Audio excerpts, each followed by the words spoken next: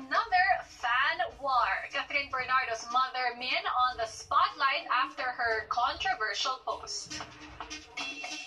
On August 10th, Catherine Bernardo's mother, Min Bernardo, posted a seemingly cryptic tweet that got netizens abuzz. The issue started when Catherine's mom tweeted to call for her daughter's fans to further strengthen their force on social media to maintain Catherine, Daniel Padilla, and their Pangako Sayo episode among the top trending topics.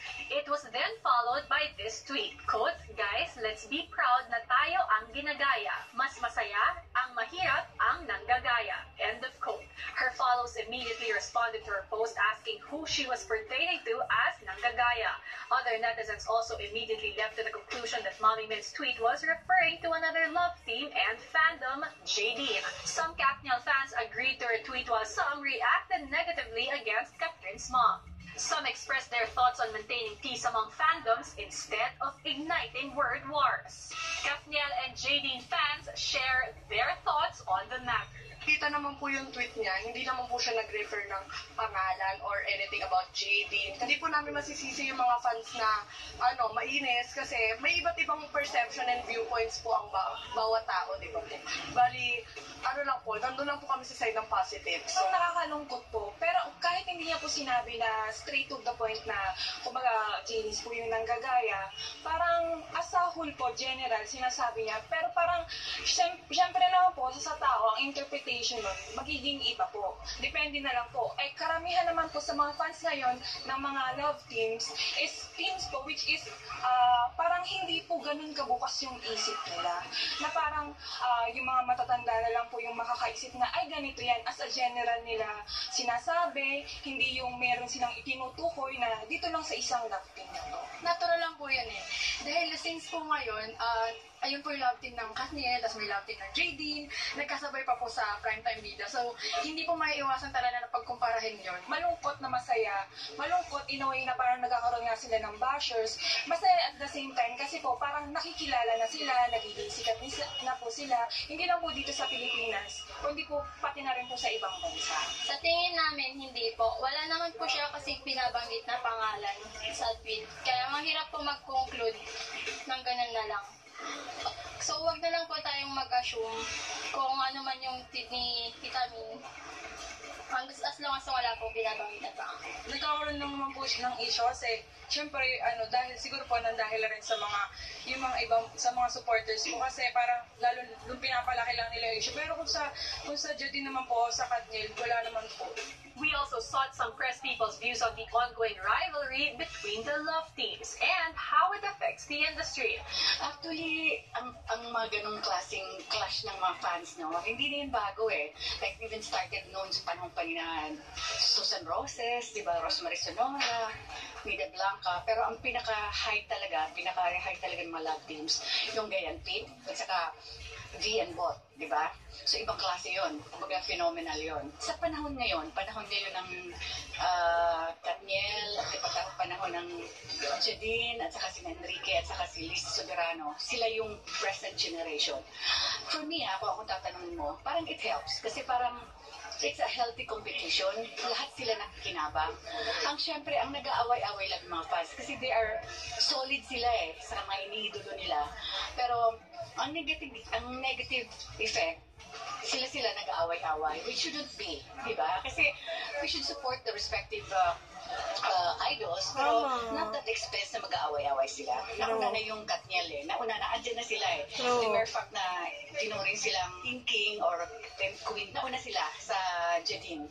Pero yung Jadine sumusunod. Same pattern eh. Same pattern.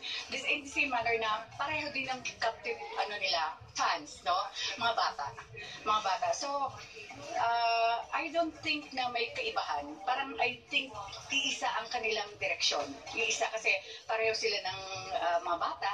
So, kung aangat man ng gusto yung Jadine, made na yung isa eh.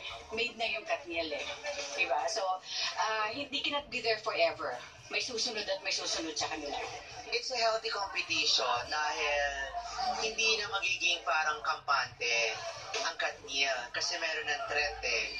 Diba? So, syempre, yung mga fans nila gagawa ng paraan para ma-maintain yung position nila bilang number one. love team sa Philippine showbiz ngayon. And pati yung mga creative around the team up, syempre gagawa din ng paraan para at least ma-sustain yung status nila. Magiging unhealthy lang. Oh my God. What? Ang mga fans mag-aaway-away, gagawa ng paraan para siraan or i-bash ang isa't isa. Hindi naman natin siya mapipigilan dahil ganoon talaga naturales talaga ng mga Pilipino, lalo ng mga fanatic na iangat ang kanilang mga idolo. So yun na naging personal lang dahil may mga na-involved ng mga kumbaga parang pamilya or mga close friends na nakapaligid sa kanila. So sana hindi ganun. Hayaan na lang na yung mga tao na lang sa showbiz, yung mga fans na mag-away-away, huwag na lang yung mga nanay. Pero on the positive outlook naman, maganda rin dahil maraming pinag-uusapan. Yung similarities pareho silang mainit na love team, pareho pwedeng mag-romcom, pareho pwedeng mag-drama, parehong nasa isang istasyon, and magkamukha si Catherine at saka si Nadine. No. Magkaiba lang si James at saka si Daniel kasi matangkad isa, ito naman maliit. Yung isa Ingleseri, isa hindi naman. Doon pareha silang kumakanta, magkaiba rin sila ng genre. Ang pagkakaiba lang nila, mas daring kasi ang Nadine at ang James rin, di ba? So medyo mas mature ng konti yung mga roles na ginagampanan nila. Medyo mas sila mapangahas. Kumbaga, at pwede sila sa kahit na anong edad. Kaya ang Katniel naman kasi wholesome. Talagang super kilig. At mga bata talaga yung pinoprotektahan nila, mga ganyan.